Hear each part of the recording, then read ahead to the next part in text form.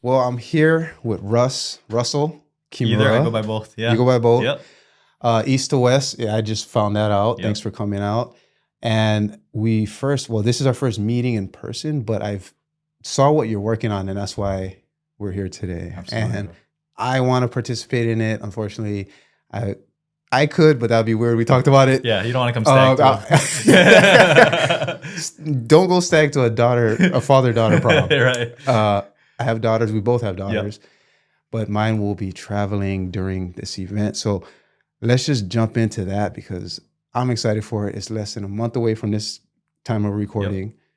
Just go ahead. Spill it all. I want to hear about it. Yeah. So Father's Day weekend, Saturday, June 15th, we're going to put on a father-daughter prom fundraiser. And so basically the idea is creating opportunities for fathers and daughters to increase or grow the bond within their connection. And what better way to do it than like, hey, let's go do a prom. We're going to dress up. We're going to get all fancy, get flowers. There's going to be a red carpet, photo booth, music, food, raffles, all that kind of stuff. But it's just creating an experience where in our day-to-day, we're so busy. We got so much things going on. And sometimes we just need an excuse to pause and go take our daughters on a time where we can say, hey, this is, and what better Father's Day weekend, where this is a time for us to connect. We're going to go have a special evening together, sit down and enjoy, and just have some fun, smile, capture the moment, get some photo booth pictures, dress up and do that. So that's what's going on. Next year we'll try to plan it better so you can be around. But Man, yeah, I mean, we're planning our Japan trip around this next year because I have so many questions. Right off the top, what are moms doing during this time? That's a great question. My wife actually is going to be serving potentially. She's going to help do maybe some mocktails for the girls, or she's come around and helped with different things. So sometimes the moms come and serve if they can, or they try sneak in okay, you guys need some help so they can come see it. You're dressed in a dress, you're trying to come to the prom, but it's all good. I know that that's a family thing and I understand that, but I realize I can't reach everyone, but my niche is father-daughters because I have 3 girls. And so some people have come up to me, hey, you should do a mom, a mother, son thing. I'm like, yeah, I just don't have the capacity, 1, and 2, I don't really understand that niche as much, even though I am a son to a mom, obviously. It's just not my jam right now. And so, And so June 15th is Father's Day weekend, 2024. Check in next year if you're watching this in the future. What I want to say, was there a blueprint that you saw and then you're like, I'm doing that in Hawaii? Yes. What? Yeah. So how it worked was I was always looking for things to do with my daughters. And actually New Hope, the church in on Staten Island, they would put on these father-daughter proms as a fundraiser for their arts ministry. And I thought, that's a great idea. But, put on a prom, they would have raffles, and it was a fundraiser to raise money for their to fund their arts ministry. I was like, that's a great idea, And so as soon as I saw that, I don't remember what year it was, but we were going to them. I think we did either 2 or 3 of them. And so when I saw, I was like, father-daughter prom, oh, awesome. Girls, you want to go? And so they got all dressed up. We'd go prom shopping and flowers.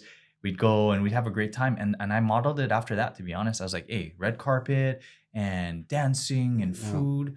So my daughters and I have been doing that for a few years. And then what happened was when the whole 2020 COVID thing hit, obviously nothing was going on. No gathering was happening. But my daughters were like, Dad, what about prom? And I was like, prom?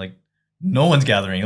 We're literally in our house. What are we going to do? And then I got to thinking, I was like, well, everything is Zoom now. So I want to say, I forget what, I should know this, but the year was either 2021 maybe.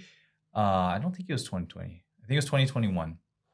But we did so then I put together, I was like, what if we did a father-daughter Zoom prom? And so I made a little flyer and I put it out there. I said, hey, I invited dads. Say, what if we just do a Zoom prom? So here's the deal. You dress up with your daughters. Here's the link. You come, we're going to have some games. And then I was blessed to have Johnny Sweet play some music for us live on Zoom, and we did it. And it was like a father-daughter Zoom prom thing. Wow. And it was really cool because it wasn't as cool as actual prom being in person, but all things considered, like it was a break within the whole madness of the COVID It thing. was a crazy time. And so, we were dancing on screen, and it was incredible.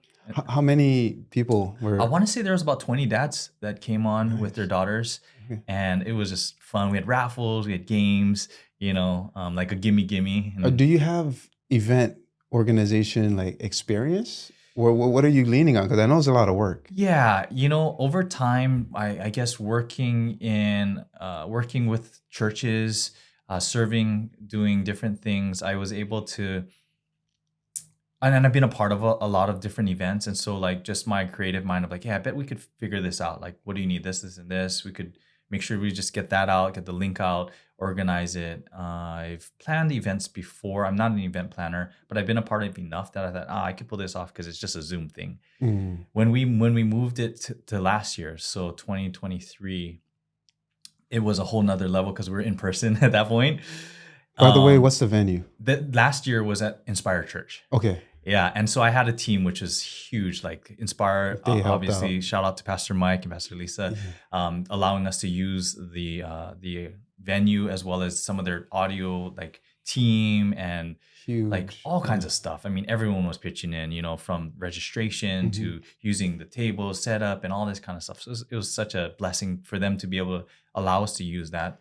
And then I had a team additionally that helped with all the other stuff with the favors and the registration, setup and decorations and all that stuff. So it was kind of like a step. We started with Zoom, then we did that one with Inspire, which technically was under the Inspire covering, which was easier to be honest, because we could just market to Inspire and they have so much people in there. It was not hard to get 200 people to come to that thing. This year is slightly different because Inspire has so much going on that they got to pick and choose what they got to do, as well as they don't want to burn out their teams. And I was like, no, I totally get that. Like, not everyone can just come in and do an event at Inspire. Right. And so this year we decided to link up with Ho'olana Pua, which is a nonprofit out here that fights and brings awareness to sex trafficking here in Hawaii, and bringing awareness to that as well as helping the girls and whatnot. So we hooked up with them and they got us a venue at St. Louis High School gym.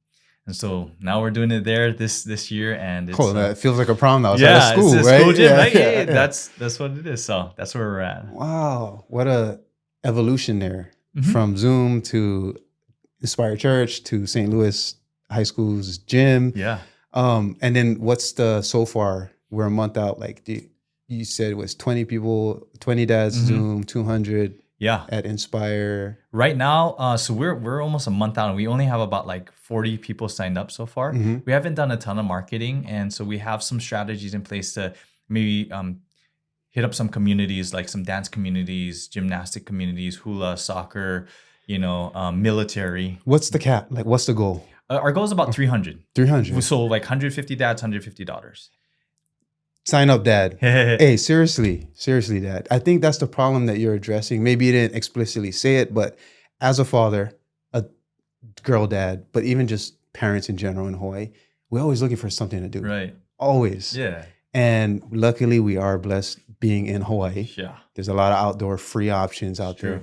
There's a lot of sports and communities, like you said, but we're always looking. What else can we do? What else can we do? And that's what initially caught my interest. I was like, this is something I can do with my daughters that we haven't done yet. Right. And mine are 7 and 5. So it's like prime, impressionable period of their lives, right? Yeah. So for me, everything aligned except the timing. Sure. But everything else, that's why I was so excited to hear about it, to reach out to you, to know like we know a lot of the same people. Yeah. And already like in just my small sphere, I've been promoting you just because I'm like, you're a dad with a daughter. Yeah. You should do this. Yeah. It's like when you find like a nice beach spot. Sure. You want to share it. Yeah. And what you're doing is something that I want to share. So again, if you're watching this, you haven't signed up yet, please do, dad. Like, you know what I mean? Like this is a great opportunity. It sounds like it's going to be, well, the fundraiser part is something I wanted to ask too. Yeah. Like what is the funds? Are you allocating that towards next year's thing? Is this going to be, like, how are we going to? So the idea behind it is I wanted it to be a win-win for everyone. So win, creating an experience for fathers and daughters, but also because it's such a great event, I believe it can garner some attention and it can drive some revenue. And I didn't want to make it about me. And I thought if we can come with an organization that could benefit from this. And so that's where the thought behind it is like, we're going to obviously need to cover our cost for the actual event. And so, but on top of that, we're seeking donations, sponsors, and raffles so that we can raise funds additionally for this nonprofit. And it's such a great organization here on island that I believe, needs to get more traction to help fight what's going on here in Hawaii in our backyard. And I wanted to bring more awareness to it, but as well as like, man, if we can leverage an event that I really believe strongly about in terms of a father-daughter connection, and then we can raise funds for it. Like, I was like, this is something that, I'm not taking a dime from it.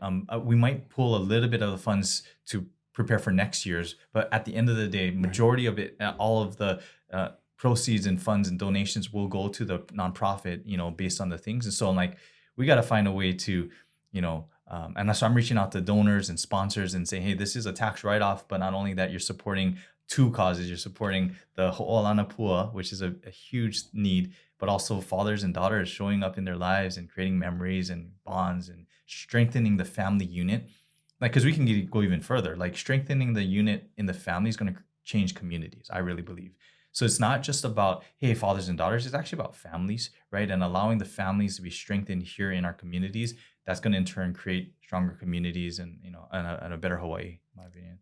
100% agreed. I know as a young parent, I always tell my friends who aren't parents, like, I'm a 7-year-old parent, right? Because as soon as our child was born, I became, it moves a little bit, but let's just say 7.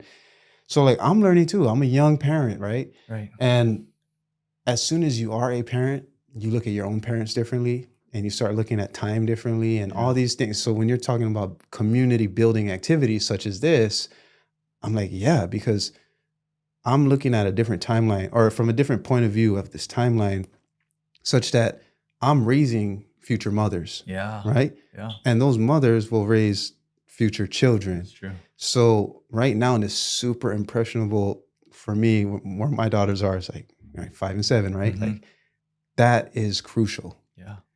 That point of time. And yes, for this year, in this particular case, like there will be in Japan. Sure. And that's very important. I'm not trying to downplay that kind of cultural impact that it has on them as they grow up into women. Yeah.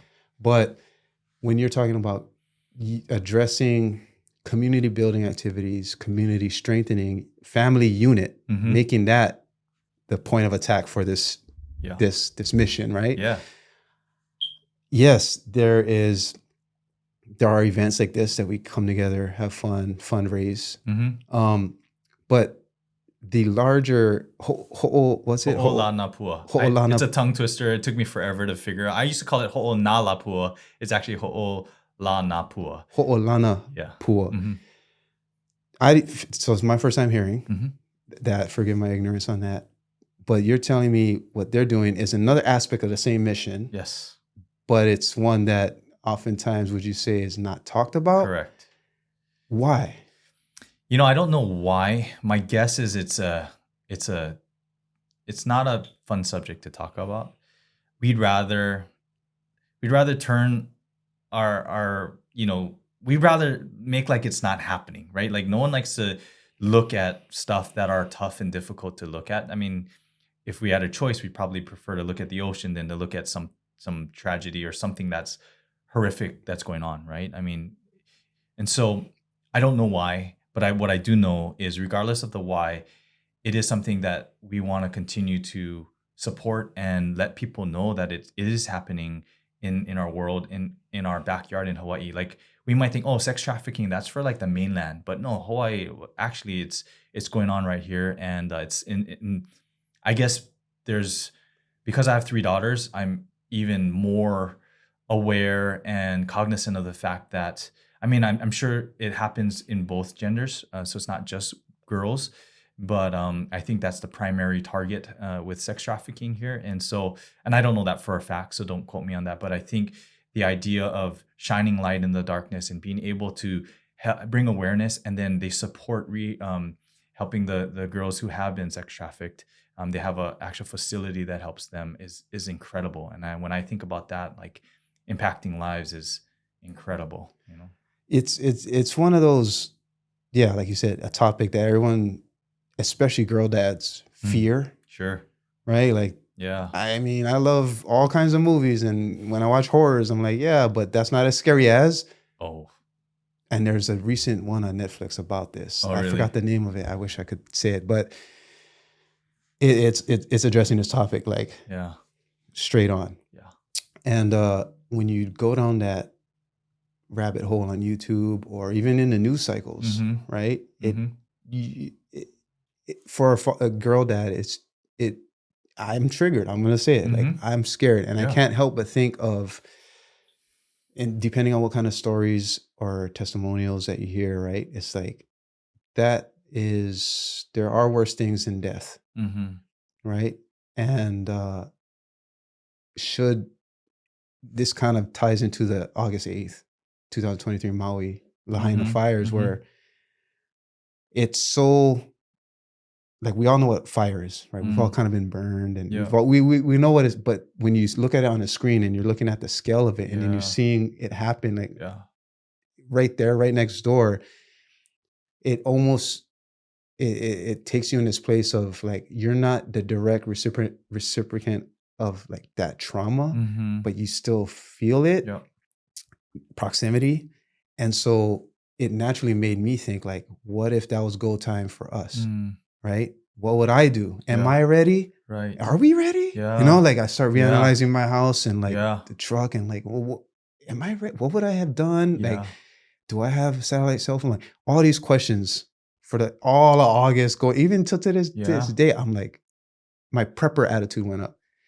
And so when I see these kinds of stories about sex trafficking, human trafficking, and I've heard similar stories or accounts that's very active here in Hawaii as well. So naturally, I'm like, what am I ready? Me, Kenji, as this one person, but also like, is Hawaii ready? Right. What kind of, even if there's a quote happy or a better ending where like you get out of that, what systems, what kind of support is there for you? Right. What kind of support is there for you if that just happened and you're searching, you know, like all these worst case scenarios? I can't help but go down and think like, I'm not ready. Yeah. And so to hear that there is at least an organization that is committed to this, addressing this, Ho'olana Pua, right? Like, to me, that kind of gives me a bit of a sense of security, at least. Like, I'm not alone. There's an organization here. But again, like, this is my first time hearing about it, their organization. Right. Why isn't it more forward facing, or at least, I don't know. I mean, you could speak to so many things as a media person or someone who's very involved in the creation and consumption of media myself. I could see why that kind of topic is not as prevalent. Sure. You know, like the ratio of how in real life versus digital, there's a gap. Yeah. There's a huge gap. Yeah. Beaches in Hawaii, no. Yeah. You know what I mean? Of Like, course. pick anything else. Yeah. Yeah. But this one thing, no, there's a huge gap. Right. And so there's a larger systematic issue that I think we're kind of getting to here. And I'm happy to see that there's an organization, and there's two people like you who align with it. Yeah. But in your own way. Right. And you're injecting a whole lot of fun, positivity, and love in that, in that same mission. So, I mean, it's one of those feel good opportunities, especially on Father's Day weekend. Yeah. But then I know, as a father and other fathers out there too, like a lot of time the burden of protection falls on us. Providing, protecting, right? Like, that's kind of our deal. Yeah. And so if I wanted to, like, it's past June already, you had a great father-daughter prom. That's just one time a year. Right. But like, what other parts of the year could a father sort of like join this mission? Yeah. You know, you're catching me at a place where that's actually literally what's going through my head is, you don't want to be one and done. Hey, we just did one event and that's it. Like, it's good and it's a good start. What I'm thinking through and praying through is, how has God wired me, and how can I equip, encourage, and connect dads to become more present, to be more aware, and be in a place equipped, because some of it's just awareness. I didn't even realize I was not a good dad, but like I didn't realize there was such a gap between me and my daughters until I started asking some questions. So providing platforms for like dads to engage this, like, oh, have you been talking about it, with other dads? And so I'm slowly, I think I shared with you the father-daughter Fridays where I'm gathering fathers with daughters, and we just have a discussion on Friday mornings at 6:30 on Zoom, and we just come together and then we start asking, hey, today's topic is communication with our daughters, and let's just talk about that, right? And so the awareness and even just the commitment, so someone show up on a Zoom shows, hey, I want to be better, right? Because it takes a step. Someone needs to take a first step. And if we're too busy to do it, that's fine, but no movement's going to come from no steps. And so I'm thinking through, what are the steps in which we can help dads, or I can help dads show up in their daughter's life. Not just, a prom is great, and I hope everyone comes and joins it and it has a great time, and we're going to have a blast no matter how many people come. But I believe we'll have tons of people, we'll sell out. But at the end of the day, it is a one-time thing, right? And as we know, just like when I'm passionate about marriages as well. My wife and I actually have a marriage coaching program, so that we're intentionally helping couples walk through how to strengthen your marriage. But I'm probably going to launch a dad coaching program where I'm coaching dads specifically on how to strengthen your connection with your daughter, how to show up, how to place things. So I don't have a clear answer, but what I do know is there is always opportunity to help people, especially in the area where it seems automatic. And I was thinking about this today. I feel like the reason why it's probably not as popular or a common place for, say, dad coaching or dad courses or whatever is, one, there's pride, right? As a father, it's like, I should know this. Like, I don't need anyone to tell me how to be a father. I'm a dad. Like, come on, don't tell me what to do. Like, the ego. Yeah, we think I shouldn't need someone else to tell me, right? Like, I'm good enough. I'm a good dad. Come on, right? So it's part of it. And so that's probably a big part of it, because then we don't want to ask for help, because we feel like, well, if I ask for help, what does that mean about me as a father? Yeah. No. I got this. I don't need your little course down in coaching. Like, come on, right? I'm a good dad, which everyone's a good dad. Like, it's relative. My thing is, how do we put intentionality to the things where, like, if someone's really passionate about video editing or sports or whatever, like, you're intentional. You go out and buy a jersey. You go out and go, you're at every game, all the, like, there's a lot of effort, right? And so now, hey, I need to coach you on how to be a better fan. Like, no, you're a fan. Like, you're excited about it. You're going after it. You don't need me to tell you, hey, you probably should get a jersey. And actually, you should probably, you're going to do it because you're just, right? I'm just passionate about being a dad and connecting with my daughters. And that's not always the case, which is fine. But if I can help dads, be at least somewhat passionate about showing up, and not just a one-time event, but showing up in their daughters' lives. I don't know the answer to your question, but I know on the horizon, there's going to be opportunities to create more opportunities for dads to show up, and I can maybe help them somehow, It sounds like, you did answer my question, and it's a lot more, there's more that you're doing than a singular event, a yearly event, right? Yeah. And it's all connected to creating a stronger family unit. Yes. Is kind of my interpretation of what you said, right? Yeah. Whether it's between the parents, the parents and the kid, like, it's a unit that you're strengthening. Yeah. And you're taking multiple approaches at it. Yeah. With a great fun event, but then also maybe a weekly Zoom. Sure. And when you address the pushback, like, common dad pushbacks, where it's like, hey, you want to be a better dad? Yeah. It's like, what do you mean? I ain't a good dad right now. Right. I think the ego, but also like the pressure. I don't think there's a safe space for men in general, regardless if you're a dad or not, but just men to talk. You're right. And kind of like, I think we're recording, but when we were talking about what the goal of this thing is too, it's like, I just want to talk. Yeah. Because a lot of it is, we don't have this space. Right. And even though there's cameras, mics, lights, and stuff like that, like regardless, there's two people talking Right. without their phone in front of them, Right. who are intentional. We set this time to meet and True. talk. Like that alone Yeah. will not just a family unit, but like community unit, people, humans. Like if we just keep going, like if you set this time to talk Yeah. and space, like let's just talk. Yeah. Huge gains. Mm-hmm. Like I feel better, almost like if I went for like a 3-mile run Sure. after having an intentional conversation with no notifications and no Right. like that alone. Huge benefits, like spiritually, mentally, emotionally, just connecting and having a conversation with somebody, because the power of narrative is so strong with us. Yeah. Like we remember the stories, Yeah. right? We remember more than what happens in this 1 hour is I will remember it years and years down the line. Right. And that's because we both agreed to come here at this place and time and talk. Right. But when you add, like that's the base, and then you add on top of that, well, let's narrow it into parenting. Sure. Or let's narrow it into fathers and fathers and daughters. Yeah. Then it's even more impactful in that specific lane. Sure. So, I mean, having those spaces, times to just talk, I think is what most of you go and ask 100 dads on the street, or go to Alamana, ask 100 dads, right? Right. Like they're not going to say what I just said. Yeah. Oh, I just need a place to talk. Right. They're Yeah. going to, you know what I mean? Yeah. That's just not front of mind for a Yeah. lot of us. It's bro, I have 3 more stops to make on my way home. Right. I still have to, Yep. we're just checklist Mm-hmm.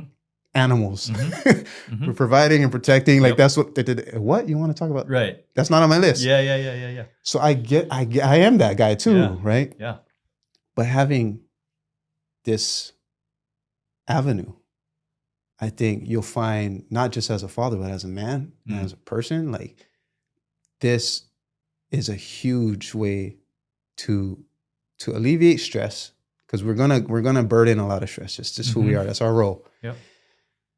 But unload it in this form of conversation. Yeah. And it's not, I think it's stigmatized. Yeah. Right? Yep. Like, why are you talking about your feelings, Right. bro? Right. I'm like, what? You don't have to drink 12 Heinies in the garage at 2 a.m. to get to this. Right.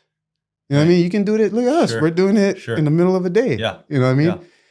You don't need substance Right. to get to this. Right. You don't need an excuse or trauma or Yeah. make up some kind of like, Yeah. she did this to me, like a Right. victim storyline to then say, now we can talk. Right. Right. No, we can talk. Right. And so as someone who, I know you mentioned you were a pastor, I think that's a huge role of pastors in the community as Sure. well. Yeah. Is like, that's an okay place that we could do this. Yeah. If you have a friend, even that you could do this with, Yeah. without any kind of other excuses or like Mhm. facades, Mhm. that's a huge, I would say, asset Mm. to have Yeah. in a relationship, in a person. And you being sort of out there as one of that for people, that's a great service. Yeah. So yeah. Oh, I appreciate that. You know, what was running through my mind is some of the advice I give to myself as well as the other dads when I'm engaging with dads is, presence over perfection. So you don't have to be perfect, but just be present, because we're going to mess up, and that's okay, because we're not perfect. And in fact, you're still in it, but at some point the superhero cloak starts. Their kids at first think you're everything. I'm still there. You're still there. So you're still Superman. So your dad's still perfect. But like as they get older, they're like, oh, no, that's not perfect. And they're like, okay, joke's up. Like they realize, like he's not perfect. And if we try to keep that front, it distances us from our daughters, because it's like they're like looking like, okay, you're not perfect, but you're making like you think you're perfect, or you're trying to, I don't make mistakes, I'm whatever. And I think that's a detriment, right? And so being able to humble ourselves and come back and say, hey, look, Dad messed up there, and I'm not perfect, and I'm sorry. That's present. Perfection is, nope, get to your room, and we react, we get triggered, we project. No, I'm right. Get your room, you're whatever. Don't ask me why. Yeah. Why? Because I said I'm the dad. Go to bed. Like, okay, then they go to bed feeling like, okay, I know, whatever, and it just distances us, right? So getting back to my point, I was thinking about is when you're saying like, we don't have any notifications here. We're taking time out of our day just to kind of connect, to have space to talk and think and really just process, I guess, our feelings or our thoughts, right? Yeah. That's present. We're being present in this moment. And I thought, man, I do say this to fathers and daughters and myself, like, hey, be present, be present, be present. Yet, how often is that happening, right? When you talk about like telling an athlete, hey, so what I want you to do is, you know, what's a good analogy? But like, you know, baseball. Like I want you when take reps or swing or whatever, do something, and they like don't ever do it. It's like you're asking someone to do something they don't ever really do. Like when are people actually present without the notifications, without their phone, without the substance, just present, right? That in itself, I think you could call it an epidemic where our attention span, our media, like everything's on attack to like, when have you ever really just been present with your boy, with your wife, with your kids? Last week, oh yeah, but were you on your phone? Yeah, but we were like, we had a date. Like, yeah, but you're on your phone. Yeah, but we still went out to a nice dinner and we had a date. Okay. You know, or I was with my daughters, we're at the park. Okay, what were we doing? Well, I was on my phone and my daughters were playing at the park. Okay, were you present or were you, right? And I'm just thinking like, how almost like being present is a lost art. When are we present? When do you practice being present? When do you practice being present? And what does that really mean? It means being fully engaged. It means vulnerability. And maybe that's the key is like, one, it's so hard to be fully engaged because we have so much distractions and pings and I got to get to this thing and I gotta whatever. Now I told my girls I don't want an iWatch because I don't want to be constantly pinged. So I don't have any notifications. It's literally a watch still. But I didn't want that because someone gave it to me. So I was like, fine, I'll use it to keep time. But I don't want it because I don't want to constantly be like, oh, I got to hold on. I got an email, right? And so we're constantly, our attention as well as the other part of it is what happens if we pause for 20 minutes or in our case, a little bit longer? Yeah. What comes out? I might have to actually share my feelings. I might actually have to sit with the crap that and I might not like what I'm saying. I might not like what comes up. Like, man, I don't know how to be vulnerable. I don't know how to share my feelings. Man, there's a lot of ugly in there that I'd rather just push down and get on with my things and be boys and let's talk about our team, which is, there's nothing wrong with that either. But we ain't getting to the stuff that allows us to be present. And so I'm just thinking out loud. It's interesting that, you know, when do we practice presence? It's one of the lost arts. I like how you said that. Yeah. It is one, because I don't like, now that you say it like that, I recognize that's what this place is for me too. Yeah. It's a place for me to practice being present. Yeah. I worded that way, but now I'm going to from now on. So thank you, Russ. Yeah. But this is one of the places. Yeah. And so if I think about just human nature, it's easier for us to deny and distract than it is to address the realness about what's happening inside of us. Yeah. And even if we take away like the stigma about men getting in touch with their emotions, right? Sure. Even if we just ignore that for a minute, it's almost like a conversation I had with an AI artist where we got to the point where it's like the question, like, is this good or bad? Or is this going to make you more creative or less creative? Is this going to take jobs or not? Like the AI conversation. And I think at a point in that conversation, it was with Tyler. And so I thought, you know what? It's more like the scary part about AI is kind of like the scary part about being present. It was like, it reveals that it's easier to just autopilot than it is to express. And it's almost even scarier to have a tool take care of everything. Like in my, for me example, like if I had all my editing tasks and shooting tasks was taken care of by a click of a button, for example, and let's just say that freed up like 30 hours of my week. Sure. What would I do with that 30 hours? What would I fill that 30 hours with? I don't know. And that's scary. Like now that I have this freedom, I have nothing to say.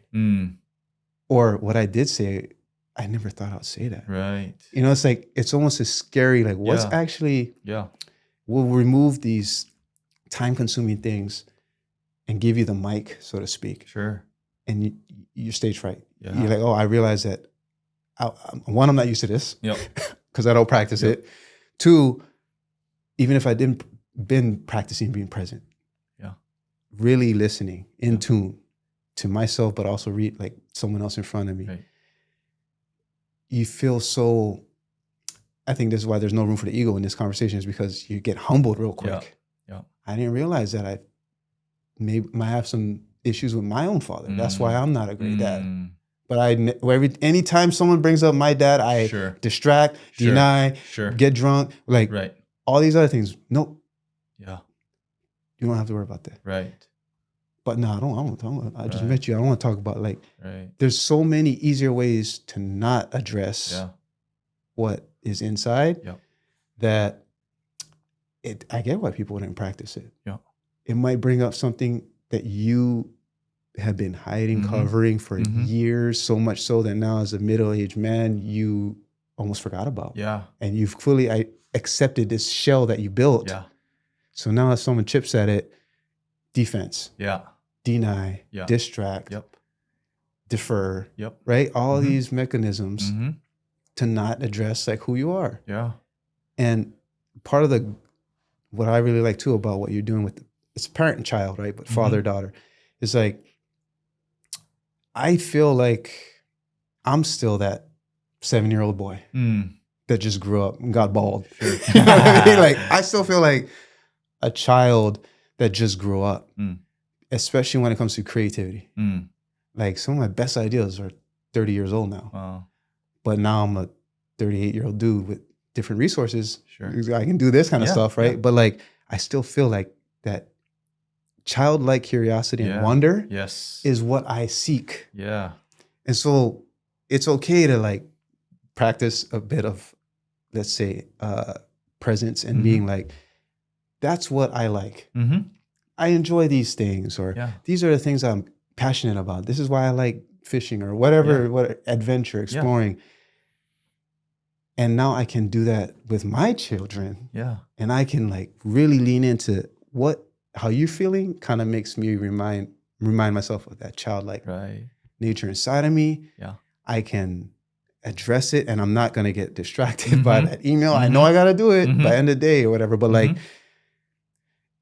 I guess long story short, it's harder to be present and address yourself as a man, as a child in a man's body, as a father with a child, like whatever. Yeah. It's harder to do those things and it requires more, than, and it's easier to just go to the next and just get that next dopamine. Yeah. So it is kind of an uphill battle. Yeah. Especially the mission, the battle you're fighting, you know what I mean? It's you're up against an enemy that don't sleep. Sure. That's in every pocket, in every living room, in every room of the house. Yeah. I think there's more screens per household. Saw and that could just be something I saw. I don't know. So there's an uphill battle element. Yeah. But it does feel like you're fighting a good fight. Yeah. And as a man, as a father, like I appreciate that. That's kind of what initially drew me to you. But I know we kind of went like off the deep end there. That's it. But that's what it's supposed to be. I mean, I feel like this kind of event, it sparks that. Yeah. You know? Yeah. You know, so the picture I got was like a mask, right? And like we're wearing masks to hide what's underneath, and we don't want to take that mask off, so we're afraid what we're gonna see underneath the mask. So we just keep deflecting, distracting ourselves, and just to the point where we don't know where the mask ends and where we start, because we've identified so much with this facade that it becomes us, right? And it is hard, but part of me thinks like an event like this, the father-daughter prom, can chip away a little bit, maybe loosen that mask a little bit, because deep down, I know every dad wants to show up for their daughter. I know every dad wants to connect. I don't know one dad that's been, I don't really want, like they want to.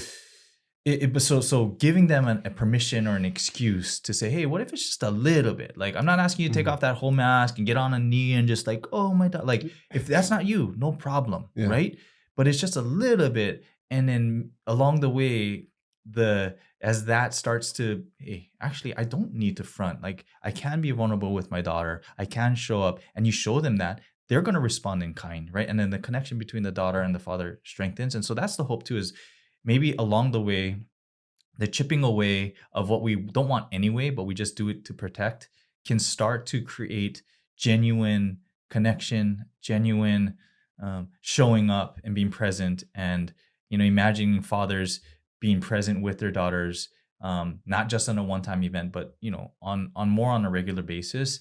And I think that bond being strengthened at a genuine level comes from being present. Like, we're just present with each other, and then it teaches the daughter to be present because they know their dad has showed them how to be present. And I believe a world with more present than not is way better than a world of everyone hiding, which we're all used to. Like, we use social media to hide and all these kind of things. But man, I think that ultimately, because I have a faith background, and like there's a scripture that talks about Christ came to, well, the devil or the enemy comes to steal, kill, and destroy, but Christ comes to give life, and life to the full. Like, my idea of life to the full is present, is no masks, is vulnerable. But as we are, like, it's scary and it's not comfortable. But ultimately, when people see it, they're drawn to it because there's something different, and they're like, man, I want to live in a way that I'm not hiding, but it's hard and it's scary and it's vulnerable. But secondly, knowing that the reason I can do that is because I know I'm backed by what I believe in as God's got my back, and I'm really not me. It's like Jesus in me. So then, wow, what I'm really showing isn't like, oh, look how great I am. I'm showing how great Jesus is. But then it's like, man, the pressure's off because it's not on me to be like some great superhero. Man, that guy's so awesome. My mission ultimately is that people would connect with, I believe, a God who loves us and is there for us. Then it's like, wow, it's not about me anyway. And I can be present, and I have no fear of people coming at me, because if they do, that's fine. That's their own journey, but I'm not worried about it because I know what I stand for. I know who I am, and I know who I'm in Christ. And as I live fully, what better way to demonstrate that to a world than being present, being genuine, loving, right? That's who Jesus is to me. And so like, there's the what would Jesus do bracelets that were all out there forever. Well, I think just being Jesus are all of those things. It's being present, it's being loving, compassionate, kind, showing up for people in the way that we would want to be showed up for. And so I went on a tangent there, but like thinking about the mask and how we just eventually, like Jim Carrey and the mask, where it just takes over and you become that person. Yeah. Versus like, where do we realize, hey, that was just a mask though? Like, we can take that off and be okay with whatever we see in the mirror, because ultimately that's who God created you to be, and you're okay.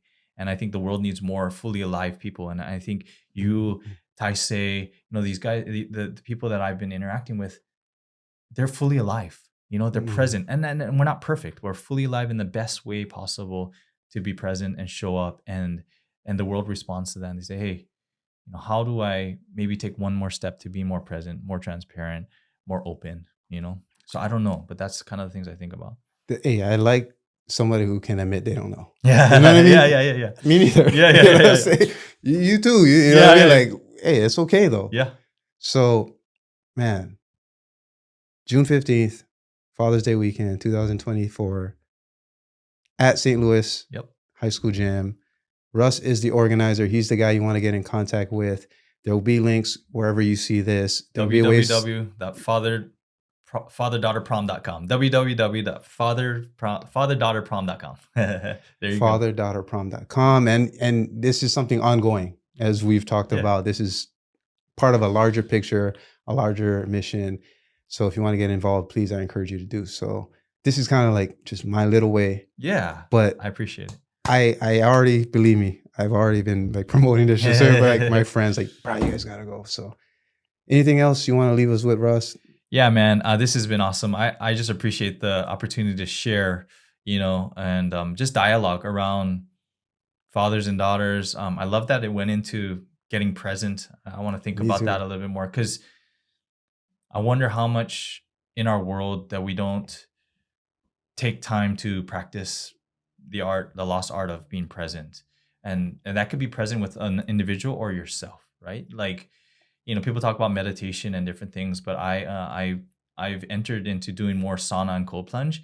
So when I'm in the sauna, I have my timer for 15 minutes, and it's usually just me just with my thoughts. And then I realized, hey, that's my time to practice presence, because there's not anything to do. There's no email. There's no notifications. I'm sweating. It's hot. But I'm practicing presence. I'm learning to be with myself. I'm learning to be with my thoughts. I'm learning to, and then maybe that helps me be with others and listen and try to be present. But if we're constantly always go, my phone, my next thing, whatever, and then and we fall asleep. And the next day we just go again. When's the last time we practiced presence? I'm going to really think on that and like maybe see how I can incorporate more of that in my life and encourage others. Like, hey, when's the last time you practiced presence? What does that mean? I don't know, just being like. And I like how you say practice is better than perfection. Or practice over perfection. I forgot exactly. Go ahead, show us what you brought. Yeah. And we so you asked me to tell a story, and I was like, man, I don't even know what to bring. Where's the camera? There you go. Let's just put it right in the middle, right here. So, perfect. Right so there. That is what I brought. It's my three girls. So Belle is there, Lily, and Ava, and this was probably when. At least 10 years ago, because Belle looks like she's not even quite 1 yet, or maybe she's 1. And now Belle just turned 12, Lily's 13, and Ava's 15. And that's just, if you're asking me to bring something to tell my story, like part of my story is just my girls, and having 3 of them and navigating that. I mean, I'm 1 year away from having 3 teenagers, a 16-year-old, 14-year-old, and a 13-year-old. So circle back with me in a year. See how I'm holding up. See if this changes. Talk about presence. Like, how am I practicing presence in a home full of teenagers? But at the end of the day, I also have told people or I've also told some people who have asked about it. Like, I refuse to give into the narrative. Like when people would say, "Oh man, you have girls. Wait till they're all teenagers," as if it's gonna be this like thing. And I would just be like, yeah, thank you, but we're good, And then I would tell my girls, hey, look, you heard that, right? You hear that a lot. And then people are just making jokes and whatever, but I want you to know I don't subscribe to that narrative, because I don't want to just assume as soon as you're in teenagers, we're going to have chaos and there's relationships going to be horrible, Oh, thank you for saying that. Yeah. You don't hear that part. I'm guilty too of being like, in 10 years when they're, preteens or exactly where your girls, 12, 13, 15, I'm like, for some reason, I've subscribed to like this, those are going to be the horrible years. Right. They're going to be menstruating. They're going to be in school with other boys. And like, I was like, oh, what, like we see it depicted in movies where it's like, okay, she's going on a prom day. Let's scare the guy who comes to pick her up type of thing. And I'm like, is that, I feel like I've kind of caught myself now, especially hearing you say it, like, I was subscribed to that. And I don't need to be. Sure. But that's the easiest, most like, again, path of least resistance kind of subscription model, right? Oh, that's when dads and daughters scrap and she's hiding stuff. And I'm like, but right now, again, I'm still got the cape on 7 and 5. Yeah. I don't encourage any type of like hiding or secrets, even if it's like whispering. I'm like, hey, why are you whispering at the dinner table? You know what I mean? Like, there's no need to subscribe to that model. Yeah. And especially now that I have time on my side, sure, I can be real intentional about it. Doesn't have to be like that. Yeah. And so I'm looking at you as my senpai in this kind of ring, you know what I mean? Like, you're there right now and you're saying, no, it's not that. So, I mean, if you have those preteen / when they're teenager girls and you're a dad, like, it doesn't have to be. No, it doesn't. You don't have to allow that narrative to become a self-fulfilling prophecy, right? Because if it's constantly, well, I still got a couple years till we hit those years, as if you're saying we hit those years, what does that mean? Are you implying that it's going to be horrible? Because if you are, and I'm not saying that it's not without its challenges, because there are some very real reasons people have challenges, and we have challenges during this time because of all of those hormones and all of the logistics of having teenagers. And I'm by no means, I'm still in it. So it's not like I figured this thing out. But what I do know is I just continue to refuse to allow that, because it's in jest, right? Like, it's like, oh man, your girls are beautiful. Better watch out. Better get the shotgun ready, all this kind of stuff. And I'm like, I understand it. Like, I understand the concept, because you want to be protective and you want to, like, oh boy, man, you're going to have boy trouble. Like, all these kind of like joking, but like, you know, Yeah. stuff like that. And so there are times where I would just like, I didn't want to make it awkward. Like, no, we don't subscribe to that. Thank you. Cause I know they're not, well, me, right? That'd be awkward. I'd be like, no, you're right. That's the record So scratch. yeah. At the dinner. That was Yeah. awkward. So sometimes I'll just like, and then after I'll circle back with my girls, hey, and they know like, so I've had conversations with them to address if anything might seep into their mind of like, oh, so I'm supposed to behave badly as a teenager. I'm supposed to distance myself from my parents. I'm supposed to rebel. I'm supposed to go crazy with the boys. Like,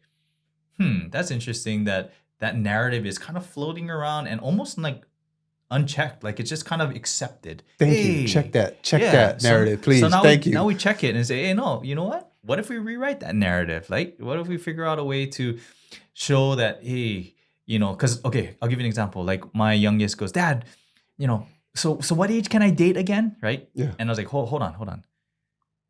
We've talked about this. It's not about what age can you date. First off, I just want to have a conversation with you. And if you feel like you want to date, let's go talk about what that actually means as a 12-year-old, as a 13-year-old, as a 15-year-old. Secondly, let's talk about the purpose of dating, and let's talk about the pros and cons and the different things.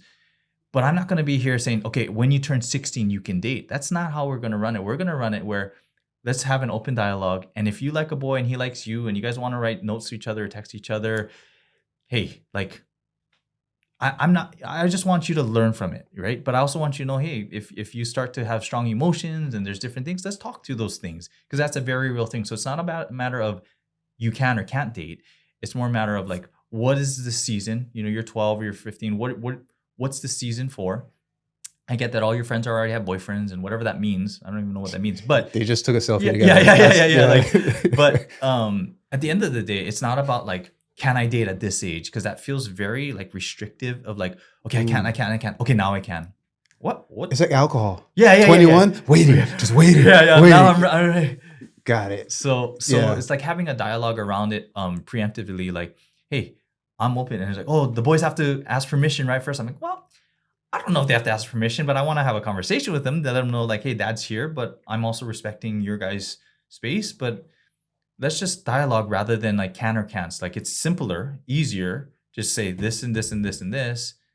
But then there's like, it feels hollow. There's not a connection behind it, Yeah, man. See, your oldest is 15, you said. Yeah. So you're twice my Asian parents, right? I'm half your age. Sure. And I love hearing this. I feel a lot better, and I hope some of you guys out there do too, where it's like, yeah, you're right, Russ. Let's challenge that narrative. Yeah.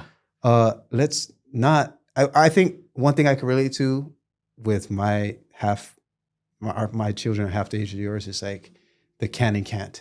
I think that's the most immediate thing a 7-year-old father would think. Is like, I got to lay down the law. Mm-hmm.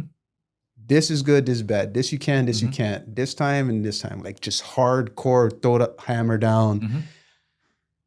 And there's pros and cons to that. Absolutely. Right? Yep. Okay. You run this house like boot camp. Yeah. Everybody listens to you and respects you. And you say it once and it's done. Like there's great pros. Yes. But what's on the other side? Sure. And it could lead to, they said, the self-fulfilling, we say not prophecy. Prophecy, yeah. Prophecies. Mm-hmm. Whereas like the thing I did that I was throwing the hammer down to avoid is now in the house. That's a real thing too. And I like how you make it sound where it's malleable. Mm-hmm. You can change that whole situation in your house. Yeah. And again, maybe that came about because two guys just were intentional about talking. You know what I mean? And we're present. Yes. So there's obviously way more depth to this conversation. I know, man. And I don't want to like steal thunder from the event, but I know now like the event's just part of building up stronger communities, families, fathers, people. Yeah. Hawaii. Is there, okay, how about this? We can kind of wrap it up. Like Hawaii, what's it mean to be doing this event in Hawaii? And like maybe a little bit of your background. Yeah, I mean, born and raised Kaneohe, and went to public school, Heia King Castle.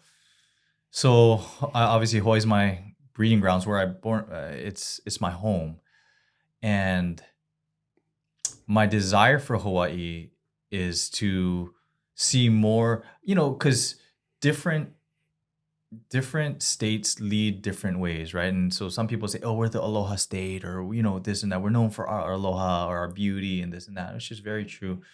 But how cool would it be as Hawaii to be one of the leaders in dads showing up for their daughters or something? Like, not only are they like aloha, here's a lei, like welcoming, but to be able to even make a small dent, right? Because I know even if we hit our 300 of attendees, that's such a small dent in the big scheme of all of Hawaii. But doesn't matter, right? We make what is in front of us the best we can. But I have a heart for Hawaii, and I believe that we can lead the way in different. I mean, we have such talented people. You look at so many of the people who are on the national stage that are doing some crazy things. That's so cool from Hawaii. And we're such a small little island. But what better way to showcase like things that matter? And so I'm not saying that, hey, through this father-daughter prom, we're going to change Hawaii. But if I can do my part, right, I just stay in my lane. God, whatever you have for me, I'm gonna do to the best of my ability in my lane. And however you want to do it, you do it, you do your thing. And I'm just gonna be following in that, like the leading of, if you call us to impact even more fathers through different things, let's do it. But I be content just continuing to impact one life at a time. Having a conversation like this is more than fulfilling. I don't need it to be a sold out stadium. That's not, I desire to like make impact, but I think there's so much. I mean, Hawaii is just great. Like, Yeah, it's a unique place. and we're already super family centric. Yeah. So I feel like there's a little bit of an advantage, like doing this kind of event, father-daughter prom in Hawaii. I mean, I'm not trying to diminish other fathers in other Sure. places, but like here, we're very family centric. Yeah. So I just felt like there's already family time Yeah. in the schedule No, for I a lot of appreciate it. us. Yeah. And this is one more way to Cool. deepen that. Thank you so much, Russ. Appreciate it, brother. Thank you, bro. Yeah. Wow.